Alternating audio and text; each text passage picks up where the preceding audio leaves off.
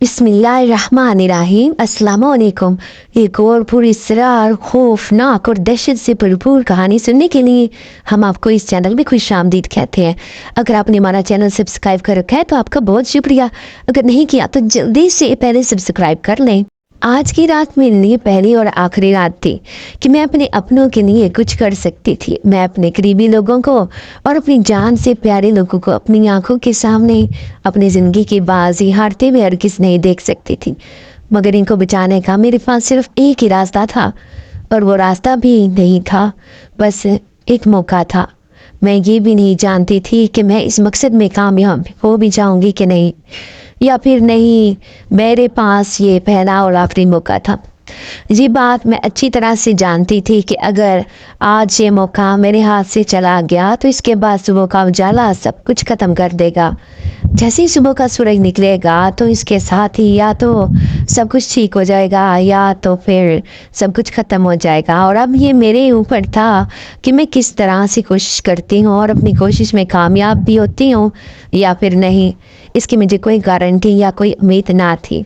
मुमकिन था कि मैं अपनों को बचाने की खातिर जो भी इतना बड़ा और ख़तरनाक काम करने जा रही थी, मैं इसे कर भी पाती या फिर इसको करते मेरी जान चली जाती। मैं खुद भी ज़िंदा बच सकती या नहीं, इसका भी मुझे कोई अंदाज़ा नहीं था। लेकिन मुझे अपनी जान की परवाह ना थी। मुझे अपने से जुड़े हुए लोगों की जान की परवाह थी, जिनसे मैं बहुत मोहब्बत करती थी, और उनके लिए मैं किसी भी खतरे से लड़ने के लिए बिल्कुल तैयार थी। मैं जैसे इस जगह पहुंची थी जिस जगह से मेरा अपना बहुत गहरा और पुराना ताल्लुक था, लेकिन फिर भी वहाँ जाते हुए मेरी टांगें कांप रही थी। दिमाग ये सोच सोच कर सुना रहा था कि यदि मैं अपने मकसद में कामयाब ना हुई तो सब कुछ ख़त्म हो जाएगा, और मेरे पास ये पहला और आखिरी मौका था। इसके बाद कोई दूसरा मौका मेरे लिए नहीं था। मुझे जो भी करना था आज करना था, और हर हाल में करना ही था। ये सब कुछ सोचते हुए मैं हिम्मत करते हुए यहाँ तक आ तो गई थी, लेकिन मैं इतनी आसानी से अपने मकसद तक पहुँच नहीं सकती थी। मैं जानती थी कि इसके रास्ते में बहुत सारी रुकावटें आएंगी, लेकिन अब जब कि मैंने इरादा कर लिया था और मुझे ये सब करना ही था, तो मैंने अपने डर को एक तरफ करते हुए अंदर जाने के बारे में सोचा, जहाँ से मिट्टी का वो छोटा सा मटका तलाश करना था जिसके ऊपर सुर्ख रंग का कपड़ा बांधा गया हो। वही मेरी मंजिल थी। मुझे कैसे भी तड़के इसे हासिल करना था और फिर इसे ले जाकर बहते हुए पानी में बहा देना था। इसके बाद ही मेरे सर पर पड़ी हुई मुश्किल आसान हो सकती थी। मैं जैसे इस बड़ी सी हवेली के अंदर दाखिल हुई थी तो मुझे कुछ समझ में नहीं आ रहा था, जबकि मैं इस हवेली के कोने कोने से अच्छी तरह से वाकिफ़ थी। लेकिन फिर भी सब ऐसे लग रहा था कि जैसे मैं यहाँ पर पहली दफ़ा आई हूँ। मैंने फ़ौरन ही से अपनी मतलूबा चीज़ तलाश करना शुरू कर दी थी। जैसे जैसे मैं अपनी तलाश कर रही थी, इसके साथ साथ मुझे अपने आसपास से बहुत ज़्यादा चीखों पुकार सुनाई दे रही थी, ऐसे जैसे बहुत सारे लोग मेरे साथ चल रहे हों, मुझे आवाज़ें दे रहे हों। इसके साथ ही कभी कोई खौफनाक चेहरा अचानक मेरे सामने आ जाता था, तो कोई मुझे पीछे की तरफ धकेलने की कोशिश करता, कोई मुझे धक्के देकर गिराने की कोशिश करता था, सिर्फ और सिर्फ इस वजह से कि मैं जिस मकसद के लिए यहाँ आई थी वो अधूरा रह जाए। मुझे सुबह फजर की अजान होने से पहले ये काम मुकम्मल करना था। अगर इससे पहले पहले मैं इस मिट्टी के मटके को तलाश करके नदी में बहा देती तो इसके साथ ही सारी बड़ी ताकतें भी ख़त्म हो जाती। लेकिन अगर मैं फजर तक इसको ढूंढने में नाकाम रहती तो मैं भी इस हवेली से कभी ज़िंदा वापस नहीं जा सकती थी, और ये बात मुझे यहाँ आने से पहले अच्छी तरह से मालूम थी। मैं इतनी बड़ी हवेली में अगर एक एक जगह पर जाकर इस मटके को तलाश करती तो यकीनन यहाँ पर सुबह का सूरज निकल आता और मैं अपने मकसद में नाकाम हो जाती। मुझे कुछ ऐसा करना था कि जिससे मैं इस मिट्टी के मटके को जल्दी तलाश कर लूँ। इसलिए मैंने अपने दिमाग का इस्तेमाल करना शुरू किया और ये सोचना शुरू किया कि आखिर ये मतलूबा चीज़ मुझे कहाँ मिल सकती है। मैंने सारे खौफ को एक तरफ करते हुए अपने दिमाग का इस्तेमाल किया था, क्योंकि मैं इस हवेली से बहुत पहले से वाबस्ता थी और मैं इसके कोने कोने से वाकिफ़ थी। मैंने सोचना शुरू किया था कि मुझे वो चीज़ कहाँ मुझसे मिल सकती। जैसे ही मेरे दिमाग ने ये सोचना शुरू किया था तो फौरन ही मुझे ख्याल आया था कि मुझे हवेली के उसी कमरे से मिल सकता है जो अक्सर बंद रहता था, और अब मेरा रुख उसी कमरे की तरफ था। इस कमरे के दरवाजे को मैंने खोलने की बहुत कोशिश की। बहुत कोशिशों के बाद भी जब वो खोलने को तैयार ना था तो मैंने खिड़की से अंदर जाने का इरादा कर लिया। जैसे ही मैं खिड़की कूद कर इस अंधेरे कमरे के अंदर दाखिल हुई जहाँ आज से पहले मैं कभी नहीं गई थी, तो सामने का मंजर देखते ही मेरी रूह फना हो गई, क्योंकि सामने ही वो था जब मैं कभी अपने ख्वाब में भी नहीं सोच सकती थी। मेरा नाम आरिफा है। मेरा ताल्लुक़ फैसलाबाद के करीब एक छोटे से गांव से है। इस छोटे से गांव में मैं अपने अब्बा और अपनी छोटी 4 बहनों के साथ ज़िंदगी गुजार रही थी। अब 4 बहनें थी और हमारा कोई भाई नहीं था, लेकिन फिर भी कभी मेरे अब्बा ने हमें ये बात महसूस नहीं होने देते कि हमारा कोई भाई नहीं है। वो हम 5 से बहुत मोहब्बत करते थे और बहुत मोहब्बत से उन्होंने हमें पाल पोस कर बड़ा किया था। मेरी अम्मा का बहुत पहले इनका इंतकाल हो गया था। इस वक्त हम 5 बहनें ज़्यादा बड़ी ना थी। मैं क्योंकि अपनी सारी बहनों से बड़ी थी, इसीलिए अम्मा के इंतकाल के वक्त मैं बहुत ज़्यादा तो नहीं, लेकिन थोड़ी बहुत समझदार ज़रूर थी। इसीलिए इनके जाने के बाद मैंने इस घर को बहुत अच्छे तरीके से संभाल लिया था और इसके साथ ये अपनी छोटी बहनों को भी अम्मा की कमी महसूस नहीं होने दी थी। मेरी हर मुमकिन कोशिश होती थी कि मैं इनके लिए वो सब कुछ करूँ जो मेरी अम्मा करती थी, लेकिन फिर भी क्योंकि मैं इनकी बहन थी, ऐसे में मैं इनकी माँ की जगह नहीं ले सकती थी। मेरे अब्बा सब्ज़ी बेचने का काम करते थे। हमारे अपने खेत थे जहाँ से मेरे अब्बा ताज़ा सब्ज़ी तोड़ कर ले आते थे। फिर आसपास के सभी गांव में वो अपनी गाड़ी पर जाकर सब्ज़ी बेचते थे। सब्ज़ी बेचने के काम से हमारा अच्छा गुजारा हो जाता था और घर के अखराजात भी पूरे हो ही जाते थे। मेरे अब्बा क्योंकि बहुत ही मजबूत थे और दीन पर बहुत ध्यान देते थे। वो खुद भी 5 वक्त की नमाज पाबंदी से अदा करते थे और उन्होंने बचपन से हमारी तरबियत भी ऐसे ही की थी। मेरे अब्बा ने हम 5 बहनों को कुरान पाक करीब ही मोहल्ले के मदरसे से पढ़वाया था और वो हर वक्त हमसे यही कहा करते थे कि हम लोग 5 वक्त की नमाज पाबंदी से अदा क्यों करें। अब्बा को देखा देखी मेरे अंदर तो ये आदत थी। मैंने कभी भी अपनी कोई भी नमाज नहीं छोड़ी थी और 5 वक्त की नमाज पाबंदी से अदा करती, जबकि मेरी छोटी बहनें वो बहुत ही लापरवाह थी। मेरी अम्मा भी इस मामले में ज़रा भी कोताही बर्दाश्त नहीं करती थी और जब तक वो जिंदा थी उन्होंने मुझे 5 वक्त की नमाज पाबंदी से पढ़ने का पर लगाया हुआ था। मेरी छोटी बहनें इस वक्त छोटी थीं, इसलिए अम्मा इन पर ज़्यादा सख्ती नहीं करती थी, लेकिन अम्मा के इंतकाल के बाद उन्होंने ये आदत ही बना ली। मैं भी इन पर इसलिए ज़्यादा सख्ती ना करती थी कि कहीं इन्हें अम्मा की याद ना सताए। इसी लाड प्यार और मोहब्बत ने इन्हें थोड़ा सा बिगाड़ दिया था। वैसे तो वो मेरी हर बात ही मानती थी, लेकिन जैसे ही अब्बा घर से बाहर चले जाते तो उनकी अपनी घर में एक नई दुनिया होती थी। घर से ज़्यादा बाहर निकलना तो हम बहनों में से किसी की भी आदत ना थी, लेकिन मेरी छोटी बहनें देखने में भी खूबसूरत थी और वैसे भी इन्हें बनने संवरने का बेहद शौक था। घर में नए कपड़े पहन कर और अच्छे तरीके से तैयार होकर रहती थी। मैं इनके मुकाबले में बहुत ही सादा रहने वाले इंसान थी। बचपन में ही जब मैं छोटी थी तो एक मरतबा मैं छत से नीचे गिरी थी, जिसके नतीजे में मेरी सीधी टांग पर बहुत गहरी चोट लगी थी और चोट के बाद ऐसा हुआ कि मेरे अम्मा अब्बा के बहुत इलाज करवाने के बाद फिर वो ठीक ना हुई थी, जिसकी वजह से मैं एक टांग से ठीक तरीके से चल नहीं पाती थी। लेकिन फिर भी मैंने पूरे घर को अच्छे तरीके से संभाला हुआ था। मैं एक टांग से थोड़ा सा लड़खड़ा कर चलती थी और यही मेरी सबसे बड़ी खामी बन गई थी। और ना ही मैं अपनी बाकी बहनों की तरह देखने में बहुत खूबसूरत थी, लेकिन मैंने कभी भी इन सारी बातों पर ज़्यादा ध्यान ना दिया था। जबकि कोई भी मोहल्ले की औरत हमारे घर आती तो वो मुझे और मेरी बहनों को देखकर ये कहती थी कि एक तो मैं टांग से माजूर हूँ और दूसरा शक्ल सूरत भी बहनों पर नहीं गई। ये कहती थी कि जाने मैं किस पर चली गई हूँ, बाकी के चारों तो बहुत ही खूबसूरत है। मुझे अपनी बहनों से बहुत प्यार मोहब्बत थी, इसीलिए लोगों की बातों पर मैं किसी तरह की भी तवज्जो ना देती थी। मेरे अब्बा के रिश्तेदारों का हमारे घर आना जाना था, जबकि मेरी अम्मा के रिश्तेदारों में से कोई भी ना आता था। मेरे अब्बा के रिश्तेदारों में से कोई भी हमारे घर आता तो मेरी शक्ल और सूरत को देखकर वो यही कहते थे कि मैं अपनी माँ पर गई हूँ। मेरी माँ भी मेरे ही जैसी सांवली शक्ल सूरत की थी, इतनी खूबसूरत ना थी और ऊपर से ना कोई ख़ानदान था। मेरी अम्मा अपने घर से भाग कर आई थी और मेरे अब्बा के घर में पनाह ले ली। अब्बा को इस पर तरस आ गया और अब्बा ने इससे निकाह कर लिया, वरना वो कहीं से भी मेरे अब्बा के काबिल नहीं थी। ये सारी बातें मैं बचपन से सुनती आ रही थी। मेरी अम्मा जब जिंदा थी तो वो भी ये सारी बातें सुनकर कड़वे घूंट पी कर बैठ जाती थी और किसी किसी को पलट कर जवाब ना देती। एक दिन हिम्मत करके जब मैंने अम्मा से ये बात पूछी तो आखिर इसमें कितनी सच्चाई है, तो उन्होंने मुझे बता ही दिया। मेरी अम्मा ने बताया कि वो नहीं चाहती कि इनकी औलाद इनके बारे में कुछ भी गलत सोचे। जिस तरह के लोगों का कहना था कि मेरी अम्मा अपने घर से भाग कर आई थी, ये बात सच थी कि उन्होंने अपना घर छोड़ दिया था, लेकिन वजह ये नहीं थी कि वो किसी लड़के के पीछे अपना घर बार और सब कुछ छोड़ कर आई थी। इसके पीछे वजह और थी। वजह ये थी कि मेरी अम्मी का ताल्लुक ऐसे ख़ानदान से था जहाँ पर लड़कियों को कुछ नहीं समझा जाता था, न इनकी पसंद को अहमियत दी जाती थी और ना ही इन्हें ज़िंदगी के वो हकूक़ दिए जाते थे जो इनका हक था। वे अम्मा सिंध की रहने वाली थी और सिंध के इलाके में बहन और बेटियों को जानवरों की तरह ही समझा जाता था।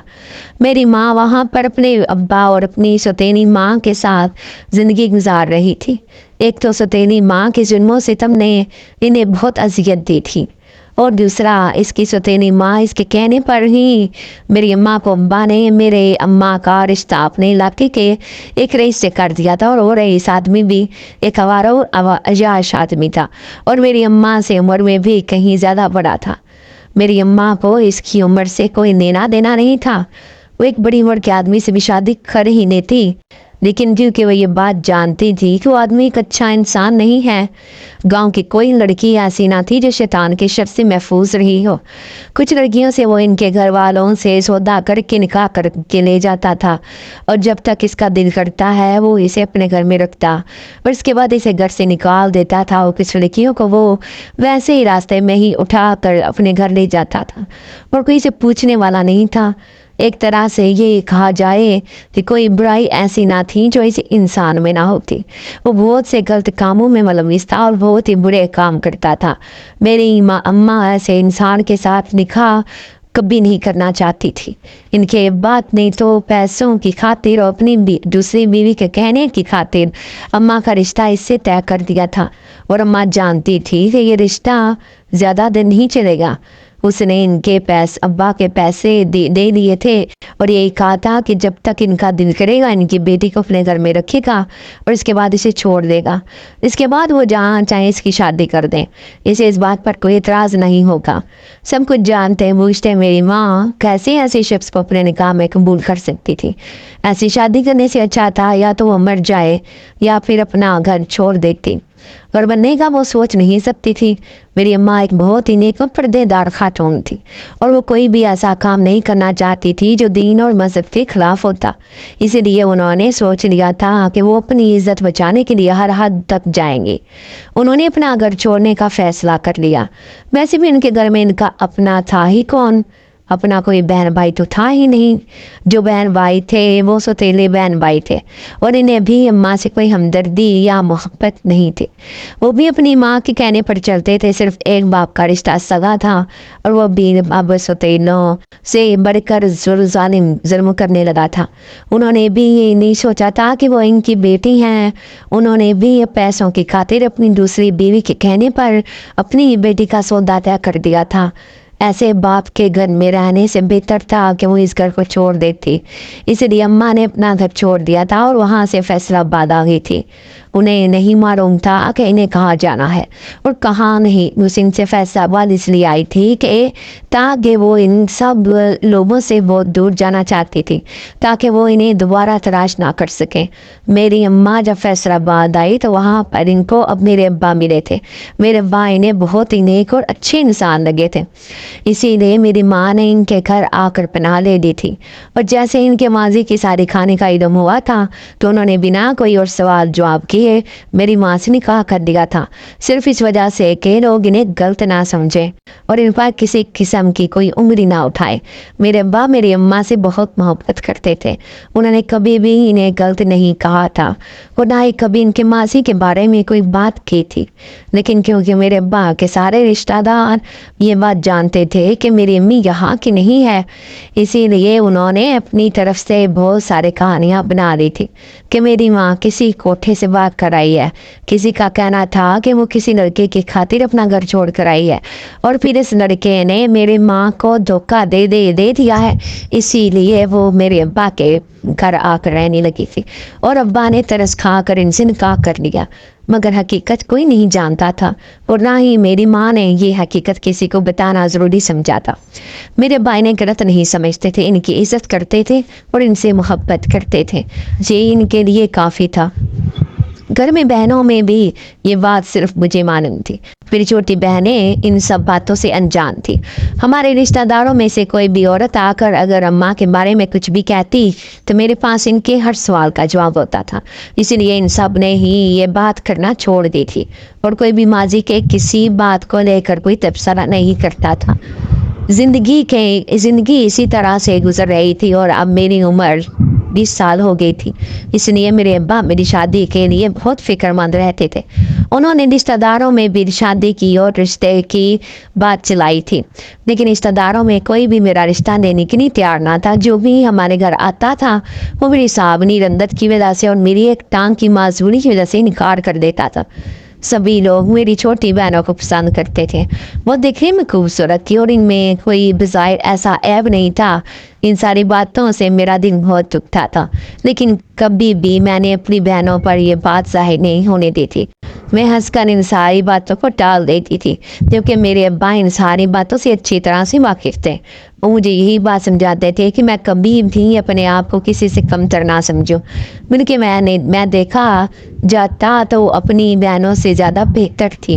اپنی بہنوں کے مقابلے میں پردے دار تھی، 5 وقت کی نمازی تھی اور دیندار تھی، لیکن یہ بات بھی سچ تھی کہ دنیا والے خوبصورت لڑکی کو پسند کرتے ہیں، نہ کہ کسی دیندار لڑکی کو۔ میری ساری خوبیاں میری معذوری اور سامری رندت کے پیچھے چھپ جاتی تھی، اور میرے ابا مجھے یہی کہتے تھے کہ میرے نصیب میں کوئی بہت ہی اچھا گھر ہوگا، اسی لیے میں ایسی باتوں کو دل پر نہ لیا کروں، اور ان ساری چیزوں سے مجھے پریشان ہونے کی بالکل بھی ضرورت نہیں ہے۔ میں بس اپنے لیے اور اپنی بہنوں کے اچھے نصیب کے لیے دعا کیا کروں۔ اور بہت وقت اسی طرح سے گزارا تھا۔ جو بھی کوئی ہمارے گھر رشتہ لے کر آتا مجھے دیکھتے انکار کر دیتا تھا اور میری چھوٹی بہنوں کو پسند کر لیتا تھا۔ میں نے ابا سے بہت کہا کہ اگر میری شادی نہیں ہو سکتی تو کوئی بات نہیں، ابا کو میری چھوٹی بہنوں کے بارے میں سوچنا چاہیے، اور جو بھی اچھے رشتے آتے ہیں اگر وہ میری بہنوں کو پسند کرتے ہیں تو ابا کو ان کے رشتے طے کر دینے چاہیے۔ لیکن ابا وہ یہی کہتے تھے کہ وہ میرے ساتھ کوئی ناانصافی نہیں کریں گے، سب سے پہلے وہ میری شادی کریں گے، اس کے بعد ہی میری چھوٹی بہنوں کی باری آئے گی۔ اسی کوشش میں وقت گزرتا جا رہا تھا اور 1 سال اسی طرح سے گزرا، مگر کوئی بھی اچھا رشتہ میرے لیے نہیں ملا تھا، اور ابا بھی یہ بات ماننے کے لیے تیار نہیں تھے کہ میری بہنوں کی شادی پہلے ہو جائے۔ وہ اپنا فرض پورا کرنا چاہتے تھے، اس معاملے میں میرے ساتھ کوئی زیادتی نہیں کرنا چاہتے تھے۔ ایک دن اسی طرح سے میرے ابا بہت خوشی کر لوٹے، میں انہیں دیکھ کر بہت حیران تھی اور خوش بھی۔ جب ابا نے مجھے بتایا کہ رشتے والی آپا نے انہیں ایک بہت اچھا رشتہ بتایا ہے، وہ لوگ اچھے اور کھاتے پیتے گھر کے لوگ ہیں اور انہیں اپنے گھر کے لیے ایک اچھی سلجھی ہوئی لڑکی چاہیے۔ ابا کے چہرے کی خوشی دیکھ کر میں خوش تھی، لیکن دل ہی دل میں مجھے اس بات کی بھی پریشانی تھی کہ کہیں وہ لوگ انکار نہ کر دیں۔ مجھے صرف اس بات کا دکھ تھا کہ اگر ان لوگوں نے انکار کر دیا تو میرے ابا کا دل ٹوٹ جائے گا اور ان کی خوشی خاک میں مل جائے گی، اور میں نہیں چاہتی تھی کہ اب کی بار بھی ایسا ہی ہو۔ مجھے اپنی فکر نہ تھی، لیکن میرے گھر والوں کا جو ہر دفعہ دل ٹوٹتا تھا یہ بات بھی مجھے بالکل بھی پسند نہ تھی۔ خیر، ابا نے ان لوگوں کو گھر بلایا تھا۔ آنے والوں میں صرف ایک عورت تھی اور اس کے ساتھ اس کی ایک ملازمہ تھی۔ اس عورت نے مجھے دیکھتے ہی پسند کر دیا اور میرے ابا سے یہ کہا کہ انہیں یہ رشتہ منظور ہے، انہیں اپنے بیٹے کے لیے ایسی ہی لڑکی چاہیے تھی، بالکل سادہ سی اور گھر سنبھالنے والی۔ میرے ابا تو بہت خوش ہوئے تھے اور ابا نے بھی فوراً ہی رشتے کے لیے ہاں کر دی تھی۔ ابا نے مجھے بتایا کہ انہوں نے بہت سوچ سمجھ کر رشتے کے لیے ہاں کی ہے۔ لڑکا اکلوتا ہے اور اپنا کاروبار ہے، شہر میں ان کی اپنی کوٹھی ہے، میں وہاں پر اچھی زندگی گزاروں گی۔ اور اب اتنی مشکلوں سے کسی نے رشتے کے لیے ہاں کی تھی اور سب لوگ اس بات سے خوش اور مطمئن تھے۔ ऐसे में मैं कैसे इनकार कर देती।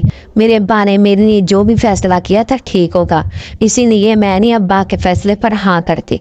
थोड़े ही दिनों में मेरी मंगनी होगी और मेरी ससुराल वालों को शादी की बहुत जल्दी की। उनका कहना था कि वो जल्द अज जल्द शादी करके मुझे अपने घर लेकर आना चाहते हैं। जो औरत रिश्ता लेकर आई थी उसने यही कहा था कि लड़का इकलौता है और इसके वालिदैन का इंतकाल हो गया है। वो लड़की की करीबी रिश्तेदार थी और वही इसके लिए लड़की तलाश कर रही थी, जबकि वो खुद अपनी हवेली में अकेला रहता था, ना कोई बहन भाई है और माँ बाप का तो वैसे ही इंतकाल हो गया था। मेरे अब्बा लड़के से मिल चुके थे और उन्होंने यही बताया था कि वो बहुत ही खूबसूरत और अच्छा नौजवान है। इन लोगों को शादी की जल्दी थी और जहेज के नाम पर भी उन्होंने हमसे कुछ नहीं मांगा। ये क्या करके इनके घर में हर चीज़ मौजूद है, इन्हें किसी चीज़ की ज़रूरत नहीं है। ये बात सुनते ही मेरे अब्बा काफ़ी मुतमईन हो गए थे, लेकिन फिर भी उन्होंने जो कुछ मेरे लिए जमा किया था और जो कुछ वो मेरे लिए कर सकते थे उन्होंने किया। थोड़े ही दिनों में शादी की तारीख तय हो गई थी और मैं रुखसत होकर अपने ससुराल चली गई। जाने से पहले मैंने अपनी बहनों को सब कुछ अच्छे तरीके से समझा दिया था कि अब अपने बचपने को ख़त्म करें और घर की जिम्मेदारी को संभाल लें। अपने दोनों बड़ी बहनों को मैंने सारे काम आज अच्छे तरीके से सिखा दिए थे। मैं जानती थी कि वो घर को अच्छे तरीके से संभाल लेंगी, लेकिन मैं ये भी जानती थी कि वो थोड़ी सी गैर जिम्मेदार थी। मगर वक्त के साथ साथ उम्मीद थी कि वो खुद ब खुद ठीक हो जाएंगी। मैं रुखसत होकर अपने ससुराल आ गई थी। मेरा घर बहुत ही खूबसूरत और बड़ा था। इतनी बड़ी हवेली मैंने अपने ख्वाब में भी नहीं देखी थी। सोचा था कि इतने बड़े घर में मैं रुखसत होकर जाऊंगी। कहाँ मामूली से घर के लोग मुझे इनकार कर करके चले जाते थे और कहाँ इतनी बड़ी हवेली के इकलौते मालिक ने मुझसे शादी करनी थी। हवेली में हर काम के लिए मुलाजिम मौजूद थे जो कि दिन के वक्त में काम करते थे और जैसे ही शाम होती थी तो अपने अपने घरों को वापस चले जाते थे। मेरा शौहर एक अच्छा इंसान था। मैं इस घर में बहुत खुश थी, लेकिन अभी मुझे इस घर में आए हुए एक हफ्ता ही गुजरा था कि जब इस घर में मुझे ऐसा लगने लगा कि जैसे कुछ ना कुछ ऐसा था जो कि ठीक नहीं था। जैसी रात होती थी तो मेरा शौहर घर से बाहर चला जाता था और मुझसे यही कहता कि मैं इसके वापस आने का इंतज़ार ना करूं, इसे किसी ज़रूरी काम से जाना है। मुझे ये बात बहुत अजीब लगती थी। शुरू में तो मैंने यही समझा कि वाकई में इसे कोई ज़रूरी काम होगा, लेकिन फिर रोज़ ही ऐसा होने लगा था। इसके जाने के बाद मुझे गहरी नींद आ जाती थी और सुबह ही मेरी आँख खुलती थी। जब मैं देखती तो वो घर पर मौजूद होता था। मेरी नींद तो कभी भी इतनी पक्की नहीं थी और फिर मुझे इसके वापस आने का इल्म क्यों नहीं होता था। इसके अलावा भी मुझे ऐसा लगता था कि जैसे इस घर में मेरे और मेरे शौहर के अलावा भी कोई मौजूद है, जबकि रात में तो घर में मेरे और इसके अलावा कोई भी मौजूद नहीं होता था और वो भी अपने काम का कह कर घर से बाहर चला जाता था। इसके बाद मैं घर में अकेली होती कि मुझे हवेली में से किसी लड़की की आवाज़ सुनाई देती थी, जैसे कोई लड़की हंस रही है। कभी वो रोने लगती थी। शुरू में तो मैं यही समझी थी कि ये आवाज़ें मेरा वहम है, लेकिन जैसे जैसे वक्त गुजर रहा था मुझे अंदाज़ा हो रहा था कि ये सब कुछ मेरा वहम नहीं है। जैसे ही मैं अपने कमरे से बाहर निकलकर आवाज़ों का पीछा करती तो वो आवाज़ें जो पहले मुझे ऐसे लगता था कि मेरे बहुत करीब हैं, लेकिन आहिस्ता आहिस्ता मुझसे दूर होती जाती और फिर एकदम से वो आवाज़ें आना बंद हो जाती थी। मुझे तो कुछ समझ में नहीं आ रहा था कि ये सब कुछ क्या हो रहा है। जब मैं अपने शौहर से कुछ कहती, कुछ भी पूछती तो वो मुझे इस बारे में कुछ ना बताता। ये कहता कि घर में कोई नहीं होता, इसीलिए मुझे वहम होता है। ऐसा कुछ नहीं है। एक तो बार बात करने पर जब उसने मेरी बात ना सुनी तो मैंने अभी ये सारी बातें नज़रअंदाज करना शुरू कर दी। थोड़े ही दिनों में सब कुछ ठीक हो गया था और मुझे कोई ऐसी आवाज़ सुनाई देती थी। मैं रोज़ाना ही नमाज़ पढ़कर कुरान की तिलावत करके सोने के लिए कमरे में चली जाती थी। इसके बाद मुझे कुछ भी बुरा महसूस नहीं होता था, क्योंकि मेरी अम्मा हमेशा ये बात कहती थी कि जब इंसान को कोई परेशानी हो या फिर इसे ऐसा लगे कि कुछ ठीक नहीं है तो इसे अल्लाह का जिक्र करना चाहिए। इसके साथ ही सारी परेशानियां ख़त्म हो जाती हैं और अगर कोई भी बुरी चीज़ इंसान की करीब होती है तो वो खुद ब खुद चली जाती है। अम्मा की इसी बात पर अमल करते हुए मैं वही अमल दोहराती थी और इसके बाद से सब कुछ ठीक हो जाता था। मेरी शादी को 1 महीना ही गुजरा था जब मेरे अब्बा बहुत बीमार रहने लगे थे। एक दिन उन्होंने मुझे मिलने के लिए बुलाया तो मैं इनके पास चले गई। इन दिनों अब्बा की तबीयत कुछ ज़्यादा ही ख़राब थी। मैंने इन्हें अस्पताल ले जाने का भी कहा, लेकिन वो अस्पताल जाने के लिए तैयार न थे। مگر میں نے بھی سوچ لیا تھا کہ میں انہیں علاج کے لیے شہر لے کر ہی جاؤں گی۔ میں نے انہیں اپنے ساتھ لے جانے کا ارادہ کیا۔ اس کے ساتھ ہی میں نے سوچا تھا کہ میں اپنی بہنوں کو بھی اپنے ساتھ لے جاؤں گی۔ اتنا بڑا گھر تھا، وہ سب لوگ وہاں آرام سے رہ سکتے تھے۔ میں اسی بات پر ابا کو راضی کرنے کی کوشش کر رہی تھی جب انہوں نے مجھے چپ رہنے کا کہا اور کہنے لگے کہ میں ان کی بات کو غور سے سنوں۔ وہ مجھے کچھ بھی بتا رہے ہیں، مجھے ان ساری باتوں کو دھیان سے سننا ہے۔ آج سے پہلے انہوں نے کبھی بھی اس طرح سے بات نہیں کی تھی۔ یہ بات سنتے ہی میں خاموش ہو گئی اور ابا کی باتیں سننے لگی۔ انہوں نے مجھ سے کہا کہ ان کے بعد مجھے اپنی بہنوں کا خیال رکھنا ہے اور خاص خیال رکھنا ہے۔ وہ ان چاروں کی ذمہ داری مجھے سونپ کر جا رہے ہیں۔ اس کے علاوہ بھی انہوں نے مجھ سے کچھ ضروری باتیں کی۔ اس کے بعد میں ابا کو بلاتی رہی اور ان سے بات کرنے کی کوشش کرتی رہی، لیکن انہوں نے میری کسی بات کا جواب نہ دیا۔ میرے ابا اپنی بات مکمل کر کے ہمیں اس دنیا میں اکیلا چھوڑ کر چلے گئے تھے۔ یہ بات پتہ چلتے ہی گھر میں کوہرام مچ گیا تھا۔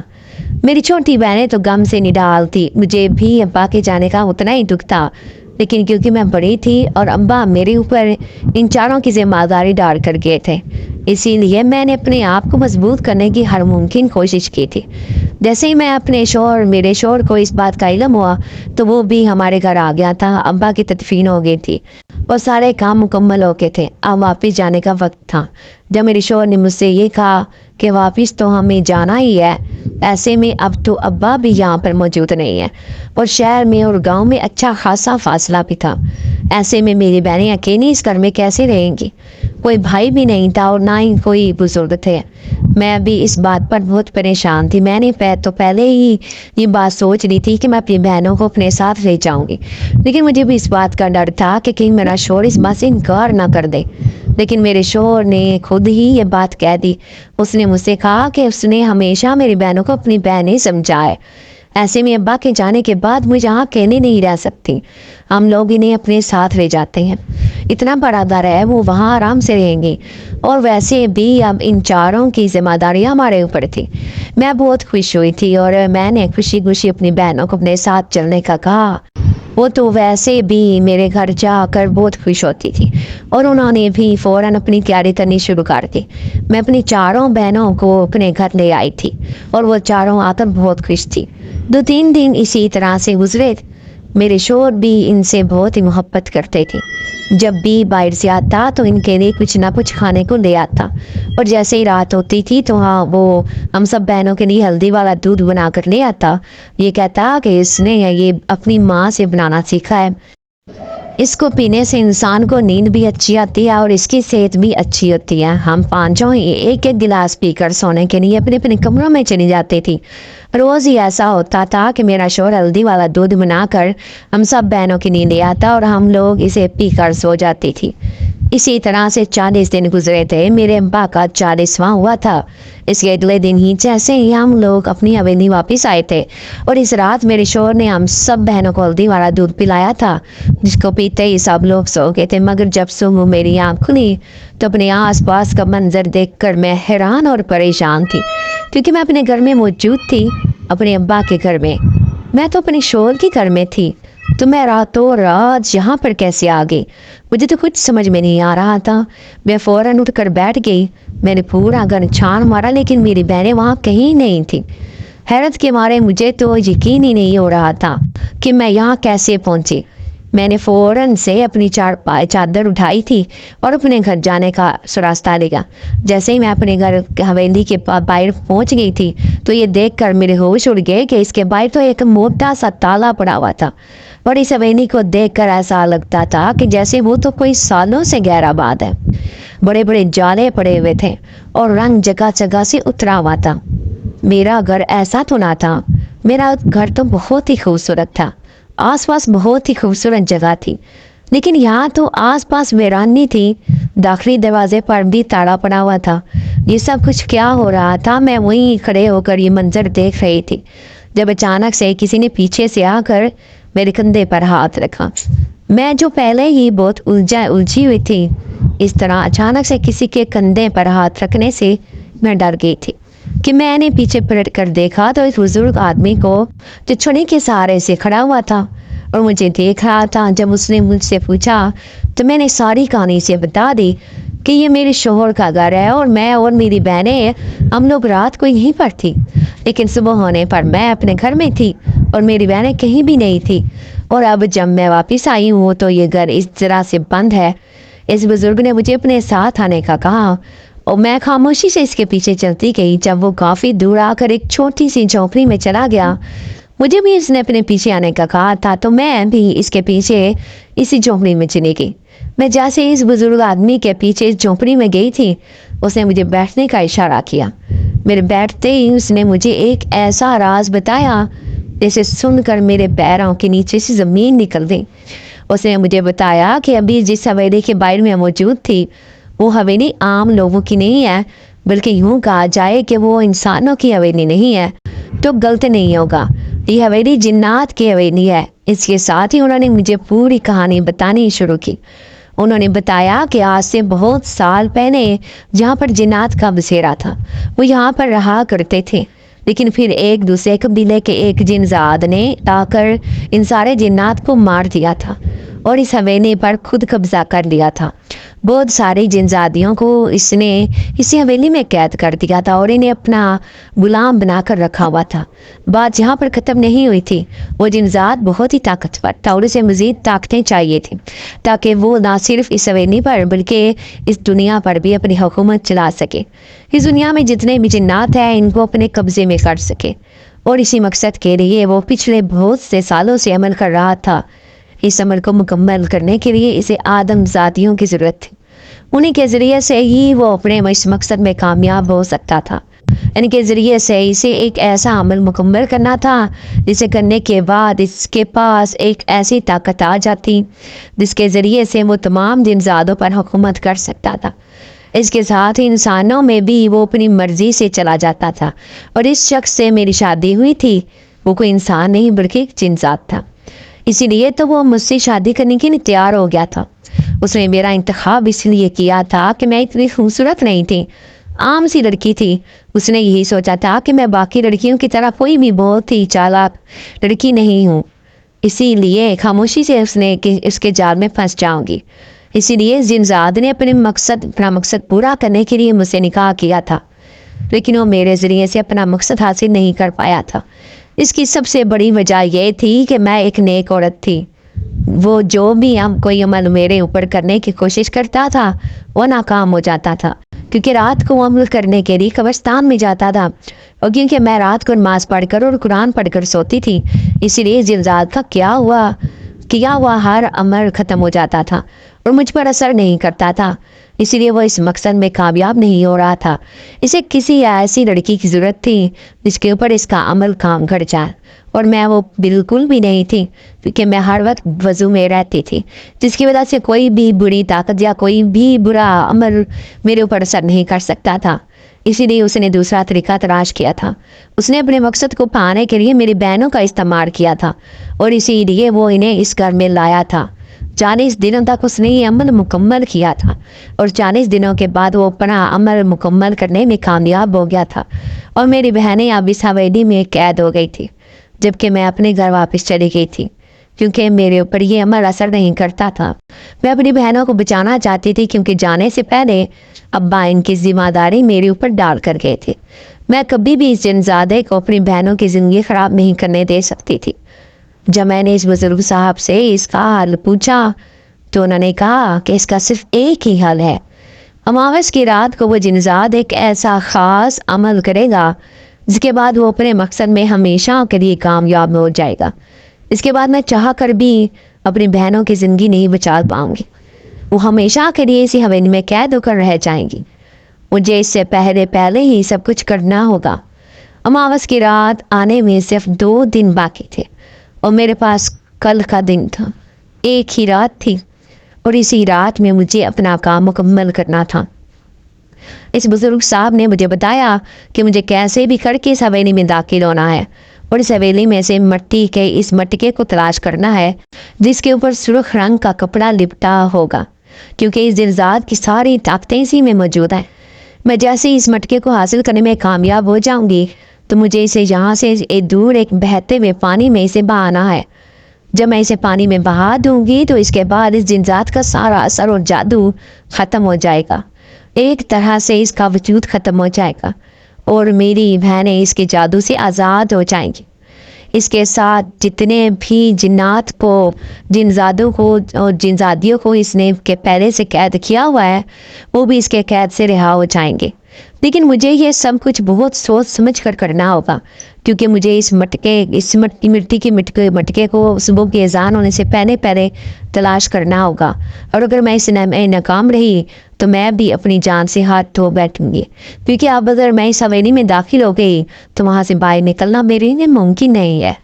اگر میں اس مٹکے کو حاصل کر لوں گی تبھی واپسی کا دروازہ میرے لیے کھلے گا، اور اگر میں اسے حاصل کرنے میں ناکام رہی تو میں بھی اپنی بہنوں کی طرح اسی حویلی میں ہمیشہ کے لیے قید ہو کر رہ جاؤں گی اور کبھی واپس نہیں لوٹ پاؤں گی۔ اب یہ میرے اوپر تھا کہ مجھے اپنی زندگی عزیز تھی، اور اگر مجھے اپنی زندگی عزیز تھی تو مجھے یہ کام کرنے کی ضرورت نہیں تھی، اور اگر مجھے واقعی میں اپنی بہنوں کو بچانا ہے تو پھر مجھے یہ کام کرنا ہوگا۔ میں اپنی بہنوں کو بچانے کے لیے کچھ بھی کر سکتی تھی، کیونکہ میرے ابا جانے سے پہلے ان کی ذمہ داری مجھے دے کر گئے تھے، اور اس کے لیے میں کچھ بھی کرنے کے لیے تیار تھی۔ میں نے اس رات اپنی ساری تیاری مکمل کرنی تھی۔ ان بزرگ کا کہنا تھا کہ وہ بھی یہاں بیٹھ کر میرے لیے دعا کریں گے اور ایک خاص عمل کریں گے جس سے مجھے اپنے کام کرنے میں آسانی ہوگی۔ وہ بس میرے لیے یہی کر سکتے تھے، باقی سب کچھ مجھے خود کرنا ہوگا۔ مجھے رات ہونے کا انتظار تھا۔ میں حویلی کے باہر موجود تھی، اور جیسے ہی رات کا پچھلا پہر ہوا تھا میں نے حویلی کے اندر جانے کا راستہ تلاش کرنا شروع کر دیا۔ اس کے باہر کے دروازے پر تالا پڑا ہوا تھا، اور مجھے اچانک سے یاد آیا تھا کہ حویلی میں رہتے ہوئے میں نے حویلی کا دوسرا راستہ بھی دیکھا تھا جس کے ذریعے سے ہم حویلی کے اندر داخل ہو سکتے تھے۔ اسی راستے سے میں اس حویلی میں داخل ہوئی تھی جہاں اندھیرے کا راج تھا، اور وہاں کی حالت دیکھ کر لگتا تھا جہاں پر برسوں سے کوئی آباد نہیں ہے۔ جبکہ میں حیران اور پریشان ہوتی تھی کہ ابھی کچھ ہی دن پہلے تو میں یہاں پر رہتی تھی، جی میرا گھر تھا، اور آج اس گھر کی حالت کیسی تھی جیسے میں اسے جانتی ہی نہیں ہوں۔ میں جیسے جیسے آگے بڑھتی جا رہی تھی مجھے اپنے آس پاس سے عجیب و غریب قسم کی آوازیں آ رہی تھی۔ کوئی مجھے روکنے کی کوشش کر رہا تھا لیکن مجھے ہمت نہیں ہارنی تھی۔ مجھے کچھ سمجھ نہیں آ رہا تھا کہ وہ مٹکا مجھے کہاں ملے گا۔ اگر میں اسے اسی طرح سے تلاش کرتی تو یہیں پر صبح ہو جاتی اور میں اسے تلاش کرنے میں ناکام رہتی، کیونکہ یہ حویلی بہت بڑی تھی۔ میں نے اپنے دماغ کا استعمال کیا، اور اچانک سے ہی میرے دماغ میں خیال آیا کہ اس حویلی کا ایک کمرہ تھا جو کہ اکثر بند رہتا تھا۔ یقیناً وہ مٹکا مجھے وہیں ملے گا، اور اس کمرے میں میرا شوہر جاتا تھا، اس کے علاوہ کسی کو جانے کی اجازت نہیں تھی۔ یقیناً وہ اپنے سارے خفیہ عمل وہیں کرتا تھا۔ اس کمرے کا دروازہ میں نے کھولنے کی کوشش کی تھی تو وہ کھل نہیں رہا تھا۔ میں اس کی کھڑکی سے کود کر اندر گئی تو اندر کا منظر دیکھ کر میرے پیروں کے نیچے سے زمین نکل گئی، کیونکہ میری بہنیں اندر موجود تھی اور انہیں رسیوں سے باندھا گیا تھا۔ وہ مجھے مدد کے لیے بلا رہی تھی، لیکن ان بزرگ کی بات مجھے یاد آئی تھی کہ مجھے کسی کی طرف نہیں جانا، مجھے بس اپنے کام پر دھیان دینا ہے۔ ہو سکتا ہے کہ یہ اس دن ذات کی کوئی چال ہوتی، وہ مجھے میرے مقصد سے ہٹانے کے لیے ہی یہ سب کچھ کر رہا تھا۔ میں نے ان ساری چیزوں کو نظر انداز کیا اور اس مٹکے کو تلاش کرنا شروع کر دیا۔ آخرکار میں اسے تلاش کرنے میں کامیاب ہو گئی تھی۔ میں نے اسے اپنے ہاتھوں میں اٹھایا تھا اور حویلی سے باہر بھاگنے لگی تھی۔ اس کے ساتھ ہی حویلی کی دیواریں اور اوپر سے چیزیں گر گر کر زمین پر گرنے لگی تھی، جن کی وجہ سے میں زخمی ہو گئی تھی، لیکن میں نے ہمت نہ ہاری۔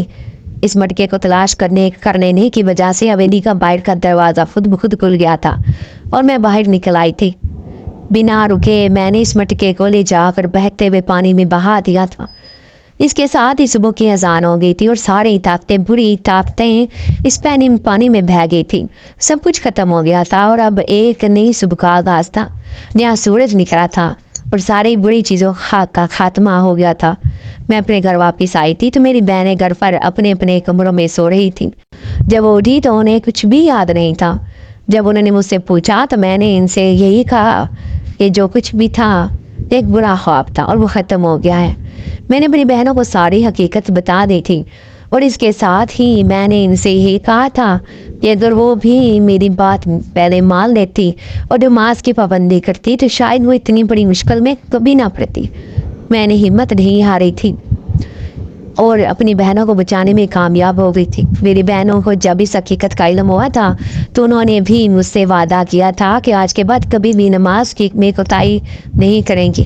بے شک جو انسان اللہ کی راہ پر چلتا ہے وہ تو پھر کوئی بھی بری چیز اس پر اثر انداز نہیں ہوتی۔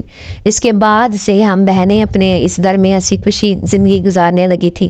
میری چھوٹی بہنوں کے میں نے رشتے طے کر دیے تھے اور بہت جلد ان کی شادی کرنے کا ارادہ رکھتی تھی۔ میں نے ان ساری باتوں کو ایک برا خواب سمجھ کر بلا دیا تھا اور امید تھی کہ آگے کی زندگی اچھی گزرے گی۔ ہاں تو ڈیئر ویورز، امید کرتی ہوں کہ آپ کو آج کی کہانی بہت اچھی لگی ہوگی۔ اس ویڈیو کو جلدی سے لائک کر دو اور جانے سے پہلے اپنے چینل کو ضرور سبسکرائب کرنا ہے تاکہ میری ہر آنے والی اچھی ویڈیو آپ تک لازمی سے پہنچ سکے۔ سبسکرائب کا فائدہ یہ ہوتا ہے کہ میں جیسی ویڈیو اپلوڈ کرتی ہوں تو آپ تک وہ لازمی سے پہنچ جاتی ہے، اسی لیے سبسکرائب کیا کریں اور کمنٹ میں بتایا کریں کہ آپ کو میری ویڈیوز کیسی لگتی ہیں اور میری حوصلہ افزائی کیا کیجیے تاکہ میں اور بھی آپ کے لیے اچھی اچھی سی ویڈیو لے کر آ سکوں۔